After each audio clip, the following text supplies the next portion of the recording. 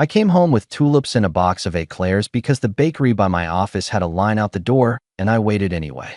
I set them on the counter and said I'd grabbed her favorite. She didn't look up from the sink. "Don't start," Jenna muttered, rinsing a glass that looked already clean. "I'm tired." "From what?" I asked. "The day off." It wasn't a day off. Short, flat. She dried the same glass twice and left it on the rack like a prop. I reached for a plate, moved the box toward her. "They're fresh," I tried. "Coffee's still hot in the thermos." "I'm not hungry." She stepped back like the eclairs might bite. "And stop hovering." If I'd known where that tone was headed, I would have saved my small talk and skipped straight to the part where I stop asking. She grabbed her phone off the counter. Thumb went to muscle memory. Swipe, lock, screen down. We'd been married long enough for that little move to hit like a slap. I didn't say anything. I poured myself coffee I didn't want and let her leave the kitchen first on purpose. "You free Friday?" I asked, following her into the dining room. "I booked a table at Riverwalk." "We haven't." "Can't." She pulled a toad onto her shoulder, already moving toward the door. "Girl's thing." "Another one." "It's not another one. It's the one we planned." "No eye contact." "Don't wait up." "Noted." I slid the flowers into a jar because the vase was missing, like a lot lately, weirdly, and put the eclairs in the fridge. "I'll bring you one tomorrow." "Whatever," she said, and that was that. The last months had been a series of whatever. Cold shoulders, the dead face at dinner, the phone that lived face down. I used to chalk it up to stress. Then I ran out of excuses and started keeping score. She was on her girl's thing, so often the girls must have needed name tags. Calls at odd hours. Whispering in the kitchen with the door half closed. "It's work," she'd throw over her shoulder, even on her day off. And the night she got home late, smelling like a bar, she brushed past me saying, "Don't be ridiculous." And I stood there looking at her shoes and made another mark on the mental ledger. I tried to fix it the way you fix a crooked shelf. Dinners. A weekend in the mountains. I booked a couple's massage she canceled 20 minutes before with migraine. Everything bounced. One night, I opened our shared map app because I was looking for a hardware store, and her little icon wasn't where it should be. It was across town, down by the old industrial park where the city trails off into houses with big yards and boats on trailers. My thumb hovered. I told myself to breathe. Then I grabbed my keys. The backyard belonged to a beige ranch with a new fence. Motion lights washed the grass in hard white. I parked 2 houses down and walked the sidewalk like I belonged there. When I reached the hedge, I saw them. Jenna in a soft sweater I'd never seen, and a man in a work jacket. They stood close. His hand cupped the back of her neck like he'd practiced. Her face was turned up. It didn't need translation. My hands didn't shake often. They did then. I took one picture. That was enough. On the drive home, I replayed it until I hated my own brain. She came in near midnight with a bright hey, like she'd found $1 on the sidewalk. I asked how the night went.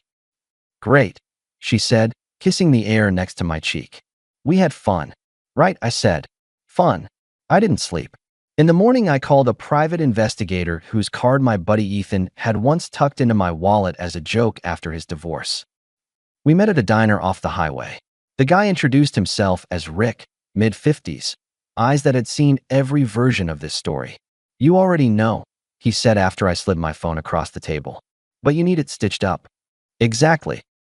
"No speeches to her," he said. "You do that, they go to ground. Let me gather it clean. Photos. Times. Who he is. Then you choose your next move. And when you do it once."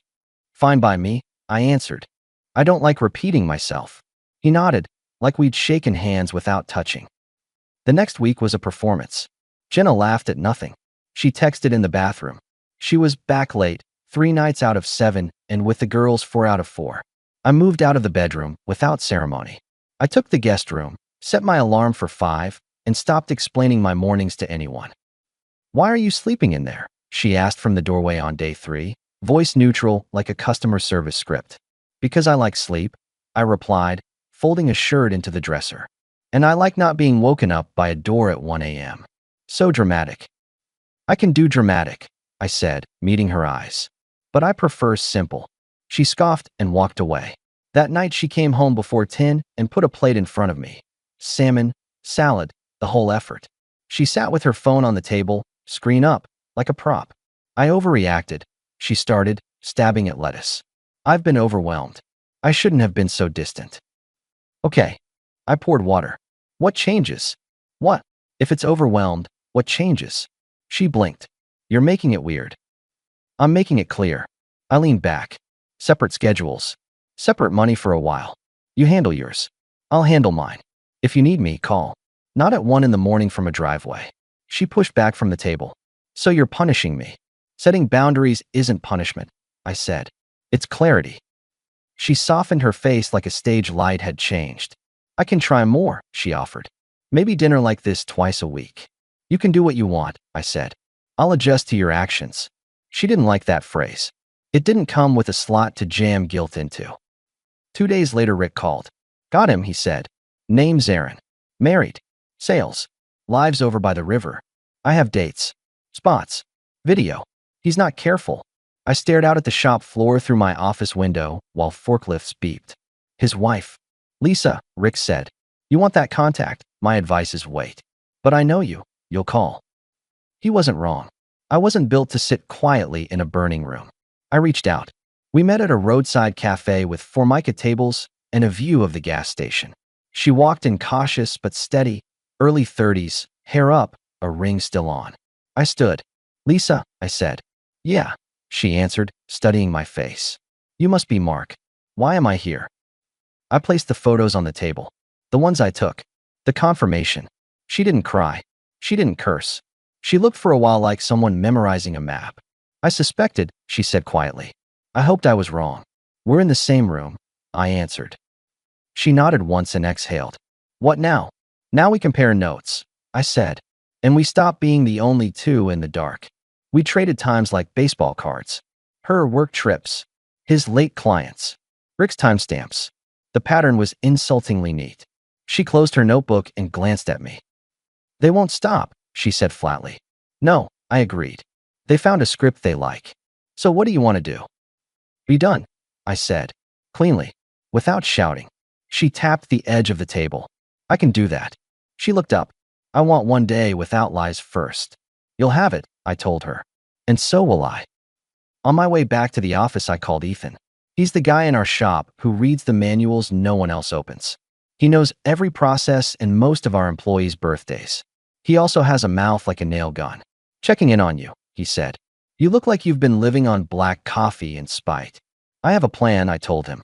I'm not sharing yet. Good, he said. Because if you go off half-cocked, she'll run circles and tell you you're the problem. You're not. Move like you mean it. I intend to. That night, Jenna came home early again with takeout and a bottle of something she never bought. She put on music. She asked about my day like she remembered my job. I was thinking, she started, leaning on the counter. We could do a weekend at the lake next month. Reset a little. I'm booked, I replied, checking my calendar though I'd already cleared it. I'm taking some time. With who? She challenged. Solo, I said. Projects I've ignored. People I haven't seen. So you're punishing me, she repeated. If you say it enough, it won't become true, I answered deadpan. We operate on informed consent now. You do your evenings. I do mine. We compare notes if there's respect. If there isn't, we don't. That is the coldest thing you've ever said. No, I said. It's the clearest. She prepped a third girls' night that week. Blow dryer. New perfume. Bag packed like she was moving in somewhere. She paused in the doorway to the guest room. Don't wait up, she tossed, testing my reaction like a lab experiment. I won't, I said, and returned to my spreadsheet. I was already doing the math on the house, the accounts, the car. Not to punish, to separate. Friday afternoon, she texted from the driveway. Out of town with the girls till Sunday. Don't call. I sent back a thumbs up. The message got delivered. I watched the tiny read, note appear and disappear. Within an hour, Lisa sent me a screenshot. Aaron had written, client dinner, then early drive tomorrow. Don't wait up. We both knew the script. We met 30 minutes later in a hardware store parking lot. No trench coats, just two people who were done being stupid. You ready? She asked, leaning on her sedan. More than ready, I said. But we're not going to lurk in hedges. We're going to do something else. Good, she answered. Because I didn't bring binoculars. We drove to my place. I let us in. The house smelled like the candle Jenna always burned to make the kitchen look like a catalog. On the table, I laid out 2 manila envelopes. Inside were printed timelines, photos, and simple paperwork. No speeches. No dramatics. I added a note. Sign when you get back. No arguments. We both know the facts. I left a pen. You're not going to wait? Lisa asked. No, I said. I'm going to the coast. You're coming, if you want the quiet day you asked for. Now. Now. She smiled for the first time since the diner. Let's go. We drove south. The road unwound past farm stands and used car lots. We didn't talk much at first. It wasn't awkward. It was the sound of no lies. I feel like I should feel worse, she said an hour in, watching the tree line slide by. Is that wrong? It means you've been in the bad long enough that the absence of it feels like relief, I replied. No need to dress it up. We stopped at a cafe where the owner wiped the same spot on the counter and poured coffee like he was paid per refill. We sat outside and watched gulls steal fries. It wasn't a date. It was triage. Do you ever think about when it started? She asked. Too much, I said. And it doesn't matter. Right. On the beach we walked in jeans, shoes off, cuffs rolled. She pointed at a house with peeling paint and said her grandfather used to fish off a pier that looked just like this. I nodded and told her about the time my dad let me steer his truck down a dirt road and we almost parked it in a ditch. Human stuff. True, because it was small. That evening we rented a weathered cottage with a deck that faced the water and a grill that had seen better summers. We bought groceries. I sent a single photo from the deck. Me, son behind me, coffee in hand, Lisa in the background laughing at something dumb on TV. The caption, celebrating clarity. Paperwork's on the table. Sign it. The read receipt popped up. Then nothing. 5 minutes later my screen lit. Where are you? Jenna wrote. I'm home. Where are you? At the beach, I sent. You'll manage. You're with her, she typed. This is disgusting. You're late to that conclusion, I replied, and blocked her number. It felt like closing a door that had been swinging in the wind. For the next 48 hours, we did nothing particularly exciting. We cooked. We watched the water change color. We slept without alarms. We didn't touch. It wasn't that story. It was 2 people taking a breath. Back home, Jenna tried other channels. Email. Messages from numbers that shouldn't have had mine. I didn't engage. I wasn't running. I was done. Ethan texted a row of skull emojis, and then heard anything. I sent him a photo of the envelopes on my dining table, both with signatures when I went back Sunday night. He replied, clean. Monday morning at the shop, I brought in donuts for the crew and a new schedule for myself. I pulled Ethan aside. I'm taking the next 2 Saturdays, I told him. How's stuff? Finally building that deck, he grinned. Finally clearing dead weight, I answered. He didn't need the footnotes. At lunch, Jenna showed up at my workplace. She wore the sweater from the backyard. Bad choice. She walked across the concrete floor like it was a runway and stopped at my table. The guys went silent like someone had turned down a knob. We need to talk, she said. We did, I answered. You found paper on the table. You're blowing up our life over nothing. That envelope contained dates, times, photos. I told her evenly. It didn't say nothing anywhere. She lowered her voice. You're humiliating me. You did that work, I replied. Not me. A couple of our crew hovered, pretending to wipe a machine that didn't need wiping. I stood up to my full height, so we were eye level. Mark, she whispered, switching gears, I messed up. I can fix it. We can go to counseling. We can. No, I cut in. I'm not rebuilding a table we both watched you saw in half. She tried a new angle. We keep this quiet. No one needs to know. We can handle it like adults. We are, I said. We're ending it without a circus. I set a boundary in public because she tried to test me in my space. I'm going back to work now. You can call your ride. Her mouth opened, then shut. She looked around, saw no friendly eyes, and left. Ethan walked up and handed me a wrench. That was a masterclass, he said quietly. You didn't even raise your voice. I don't plan to start now. That night, there was a bag missing from the closet and a dent in a throw pillow like it had been punched. I slept in the guest room with the door shut. The next day, Lisa texted a check mark and a picture of her own table with papers on it. Signed, she wrote. No drama. Good, I replied. Keep moving. Jenna tried soft again. A casserole in the oven the night after. A note that said, We could try fresh. I can show up. I made a plate, ate it, washed the dish, and left the pan clean on the stove. I didn't respond to the note. The next morning, she brewed coffee early and handed me a mug like a peace offering. I'm serious, she said. You're throwing away years. I'm throwing away disrespect, I corrected. Years are just a number. You can't end a marriage by leaving a file on a table, she snapped, the sugar voice dropping. I didn't end it that way, I replied. You ended it outside a beige ranch. She flinched. Not because she felt bad. Because I named the thing without embroidery. I picked up my keys. I have a meeting. You can be out by Friday or stay till the 31st. Your call. Just don't wait for me to argue. That window's closed. At the shop, I told HR to switch my emergency contact from Jenna to Ethan and my brother. I updated my beneficiaries. Adult moves. No meanness. Just lines. New world. Ethan said, watching me sign. You alright? I'm not a lamp, I said. I don't need to be alright to function. On Thursday, our neighbor Kayla, who runs the neighborhood Facebook page like it's her third job, waved me over. You okay? She asked, eyes sharp. I saw a car last week. Parked weird. Not yours. I'm making changes, I said. You need anything?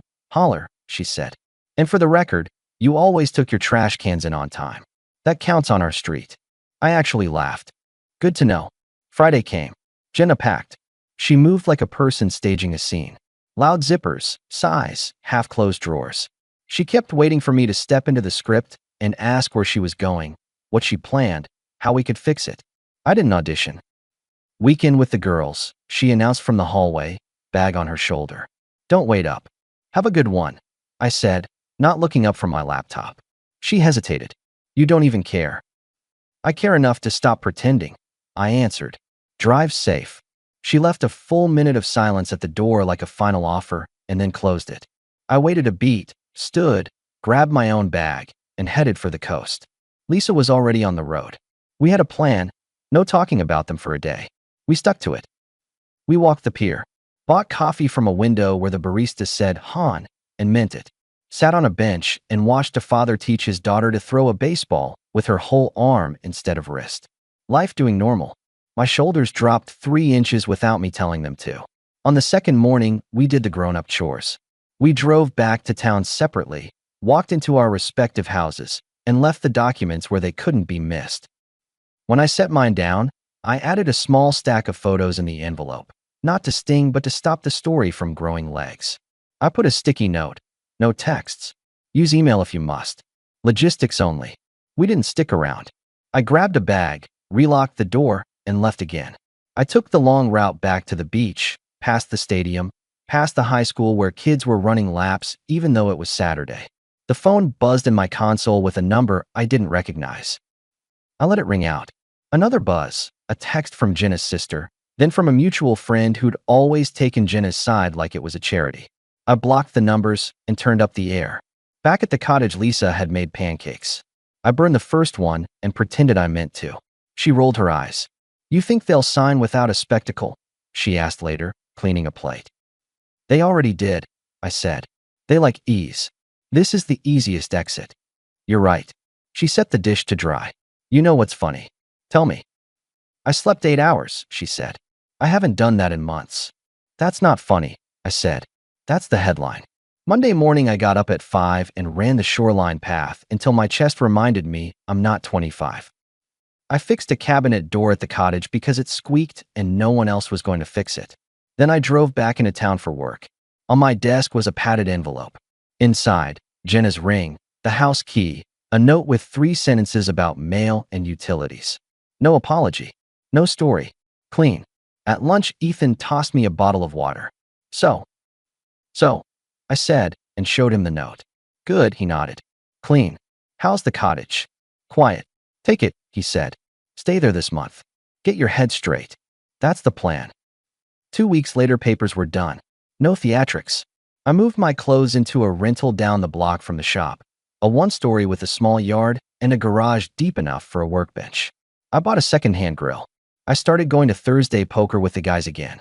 People asked gentle questions. I gave short answers. No one pressed. Lisa and I texted sometimes. At first, it was practical, logistics about a storage unit, a recommendation for a good locksmith. Then it was not just that. It was a good song she'd heard on the radio, a picture of her niece at a school play, a link to an article about people like us losing weight from anxiety and then suddenly getting hungry again.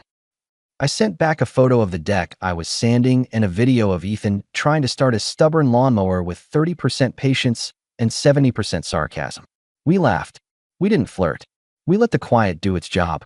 One Saturday, Jenna showed up at my rental without announcing herself. That was a mistake. She learned it fast. I opened the door and stepped onto the porch, closing it behind me like a human bouncer. "We need to talk," she began. "I made a mistake. I'm ready to make it right." "You signed," I reminded. "We're not walking that back." "You're cold," she said, eyes wet but hard. "You always were. You liked me fine when I waited in lines for pastries and booked weekends you canceled," I replied. "This is me the same, minus the part where I ignored disrespect." She tried to step past me. I didn't move. "Don't do that," I said. "We're not going to start a new chapter where you drop by whenever you want. Email. Logistics. That's it. You're impossible," she spat. "I'm consistent," I corrected. "Good luck with your plans." She left with a noise like a chair scraping a floor. I watched her drive away and went back to sanding the deck. The next day, our neighbor from the new place, Mr. Albright, an old mechanic with a permanent grease stain on his right thumb, wandered over. "You're doing it wrong," he grunted, peering at my sander. "You gotta go with the grain, not against it. Life's like that." "Noted," I said, and he showed me a better way. Good men show you the thing and then let you do it. Weeks turned into a new routine. I cooked for one and liked it. I bought a used pickup with no car payment and more bed than I needed. I fixed the cabinet hinges that had annoyed me at the old house for a year because this time no one said, "Later." Lisa and I met for coffee after work one Tuesday because she was nearby and it felt normal. We talked about everything but them for an hour. When she stood to leave, she hesitated. "Do you ever think," she said, "that the two of them weren't the center of anything? That we gave them too much real estate?" "All the time," I said. "I'm done paying rent on that." She smiled. "Me too." A month later, she came by the cottage with a box of houseplants someone had given her as a "you got this" gift. She said they were going to die on her watch and maybe I could keep them alive. I lined them on the kitchen windowsill like a squad and promised nothing. We sat on the deck and listened to the same gulls argue about the same scraps. My phone buzzed, and I didn't even think to check who it was. It wasn't the center anymore. The last message I got from Jenna was a photo of a cat she'd adopted with a caption that read, "He hates me less than you do." I didn't reply. Hate isn't the word. Indifference is. It's quieter. My life filled in fast with normal. Saturday mornings at the farmer's market. Poker on Thursdays. A toolbox that stayed where I put it. Work that stayed at work. No extra duffel bags at the door. No apologies written like press releases. Lisa and I took a hike one weekend without telling anyone. No cameras, no proof, because the point wasn't to be seen. It was to keep walking. When people ask what happened, I don't give a speech. I say the truth. I stopped tolerating disrespect. I drew a line and stuck to it. The rest fell in place. The last time I saw Jenna was at the grocery store. She had a cart with a basil plant and 2 bottles of cheap wine. She glanced at me like I was a weather pattern she hadn't planned for. "How's life?" she said, fake casual. "Better," I answered. "Yours?" "Fine," she lied. We nodded like neighbors and moved on. I got home and texted Lisa a photo of the basil I bought to match. She sent back a laugh and a threat to steal it if I let it wilt. Months later, the deck at the cottage is finished. The grill works. I've got friends who stop by unannounced and always bring something. There's a woman who sends me photos of sunsets and asks what I'm making for dinner and sometimes shows up with a bag of groceries. We didn't rush into anything. We didn't need to. We'd both had enough speed. As for Jenna, I hear in passing that the girls are tired. The newness burned off. The beige ranch changed hands. None of that has anything to do with me. The only part that did was the paper I left on the table and the photo I sent from the water with a cup of coffee and a sentence that ended it clean. When I think back to the night with the tulips and the eclairs, I don't get angry. I remember standing there offering peace and getting a shrug. That's the moment I should have seen it. I see it now. I did what grown men do when the respect leaves. I stopped debating it. I changed the access, and I walked. I didn't slam a door. I closed it. That's the difference that matters. Now, the only doors that open are the ones I choose. And the life on the other side is quiet, honest, and mine.